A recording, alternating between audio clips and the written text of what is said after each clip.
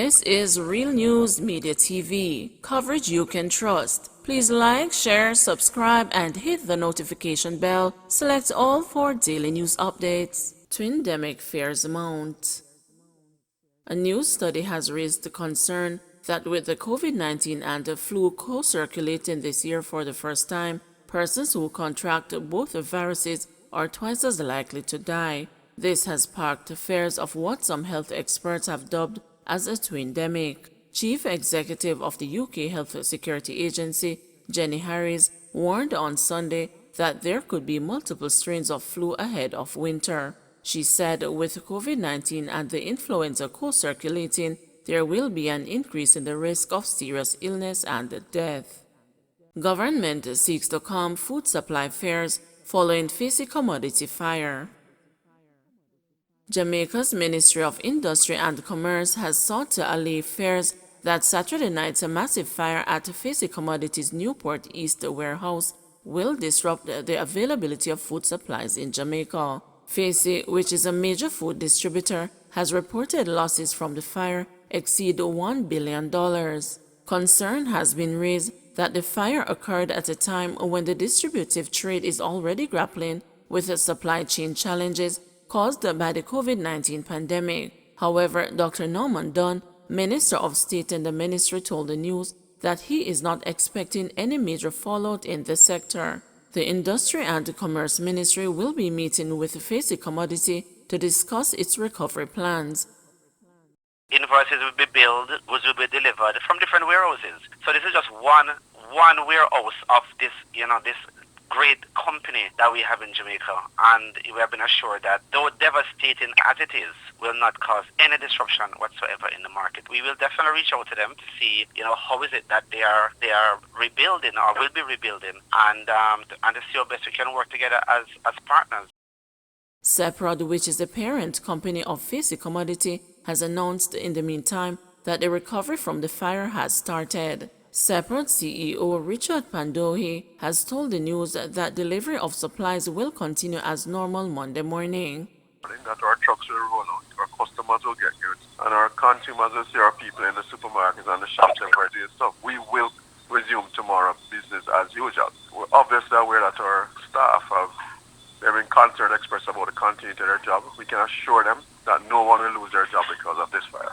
We're standing behind every one of our employees, and our business will continue tomorrow. We'll recover from this stronger than ever. Will there be disruption? Of course, there will be some interruption because actually they don't lose over $1 billion worth of goods without some impact. But we're convinced. We have the factories. Don't forget, we have lots of factories in Jamaica that we are producing goods. We're doing also a combination of remote work, etc. So all the workers would have been done by this evening. They should have been told where they'll be working from tomorrow. So I put everything in place, and we're turning boardroom into offices, whatever. we're doing whatever we have to do for the business to continue. Fisi employees who have been displaced by the warehouse fire have been deployed to other locations. First-term MP Wilson tackling long-standing water problem in Westmoreland Western. First-time Member of Parliament for Westmoreland Western, Moreland Wilson, has vowed to tackle the long-standing water problem in sections of his constituency. According to Wilson, even with the natural gift of the Roaring River, there are over 18 communities in the constituency that are without regular potable water. These range from Moreland Hill to Orange Hill, from New Hope to Old Hope, from Bath Mountain to Jerusalem Mountain, from Brighton to Broughton, sections of Blackness, and the list goes on. The challenge is that over 80% of the constituency's water supply comes from Bulstrode, the treatment plant, which was built to supply 3,000 residents, but now is serving some 30,000. Water supplied by the plant is inconsistent at best, Wilson stated. He made the comment during his first contribution to the State of the Constituency debate in the House of Representatives last Wednesday. He told his colleagues that one of his first tasks on being elected Member of Parliament in September 2020 was to tackle the long-standing water problem. He informed the House that a solution has now been identified for some generational problem, with work to be undertaken on the Negril Water Improvement Project. This will see water being routed from the Roaring River to Negril. There is more good news as the Orange Hill water system is in its final stages of testing and will be online very soon, serving communities in Revival, Hopewell, and Brighton, said Wilson. He also pointed to a small community called Blackness, my hometown, where there were sections without water for 30 years. Today, I am reporting that, as of July 2021, the laying of pipes has commenced, and the National Water Commission is now calling on residents to sign up to get their meters, said Wilson. Davis bats for additional police and fire stations. The constituency of St. James Southern makes up 54% of the mass of the parish of St. James and is spread over 325 square kilometers with a population of about 40,000 people. These were some of the arguments advanced by Member of Parliament Homer Davis in making his case for the establishment of at least one more police station and 2 mini fire stations in the constituency during his contribution to the constituency debate last Tuesday. He told the House of Representatives that the 3 police stations at Anchovy, Cambridge, and Maroontown are inadequate to serve the needs of this once quiet constituency, which has seen a steady increase in homicides. However, he did not provide any data in support of this statement. This challenge could be the result of the high level of unemployment among the youth in the constituency, and as the saying goes, the devil always finds work for idle hands, Davis noted. We are on a mission to change this and have been working with several state agencies to include Hard Trust NSTA in providing training in various skills which make the residents employable. The first-term MP is, however, convinced that stronger police presence in the constituency will go a far way in addressing the crime problem. In addition, boots on the ground could also play a role in curbing crime and violence, and so I am moving for at least one additional police station to be established in the constituency. The proposal is that the teacher's cottage at Niagara Primary School, which has been unoccupied for some time, should be retrofitted and converted into a police station to accommodate members of the security forces, he stated. Davis said that Jamaica's crime challenge did not happen overnight, and there was no silver bullet that could be used to fix the problem, so the solution has to be a work in progress. He gave the assurance that the mission to focus on the high number of unattached youths would continue to receive priority attention. The former mayor of Montego Bay called for the establishment of 2 mini fire stations, one in Maroontown, which is about 40 minutes drive from the parish capital, and another in Cambridge, which is about 30 minutes away. The establishment of these mini fire stations, outfitted with basic firefighting equipment and an ambulance, will attend to any emergency until the bigger units arrived from Montego Bay, saving lives and property, he reasoned. EOJ to start distributing new ID cards October 11. The Electoral Office of Jamaica says it has put in place a number of measures to ensure the safety of electors and the adherence to COVID-19 protocols for the distribution of new voter identification cards. The EOJ will begin issuing the new voter ID cards on October 11 from all its constituency offices across the island. The distribution of new voter ID cards will be done alphabetically by surnames.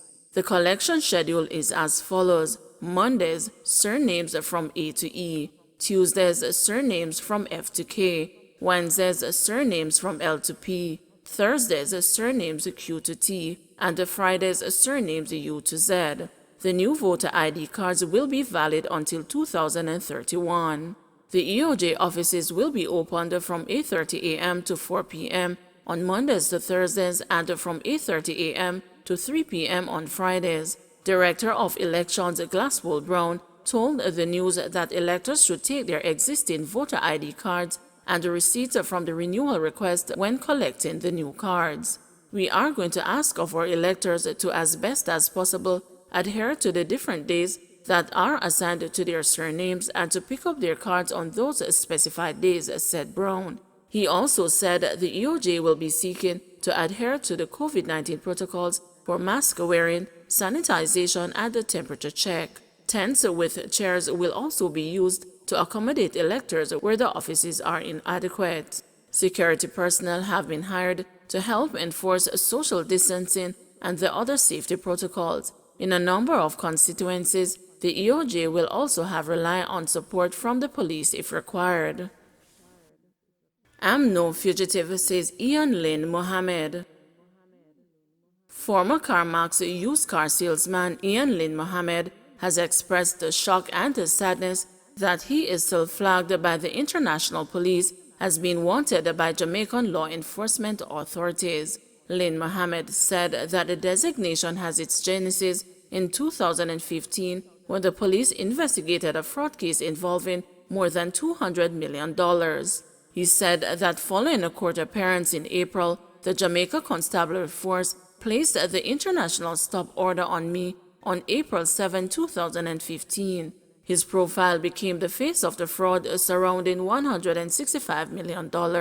On Saturday, Lynn Mohammed told the news that he was angry at the denotation. The police investigation in 2015 into $230 million fraud at the used car dealership CarMax was hot. At that time, the JCF wanted me to come in for questioning, but I was 3 weeks in the United States where I grew up in my teenage years and was back, he said. I am really shocked to see the story about Jamaica criminals on Interpol list with my face and my name as the profile. I have rebuilt my life and run a successful company, only to read this post from 2015, passing it off as news in 2021. It's not even that I was charged for anything, and I absconded bail. I was never charged for anything in Jamaica, he said. However, in a brief response to queries by the news on Sunday, Deputy Commissioner of Police Fitz Bailey confirmed that the case against Lynn Mohammed was still active. Lynn Mohammed said he has sought to engage the services of a United States Attorney at Law to have the alert removed. He informed me that the Jamaican authorities sent my info to Interpol, claiming I was the owner, which I was not, and that I had left the money all the time with no proof or even correct information on the company's ownership. The fact is, I am not an owner and never was at the time of the incident, he told the news. Also, I did not take any money from CarMax to America. That's a lie. I am not a fugitive of the law. I was never charged for anything in Jamaica, he reiterated. Don't forget to like, share, subscribe, and hit the notification bell. Select all for daily news updates.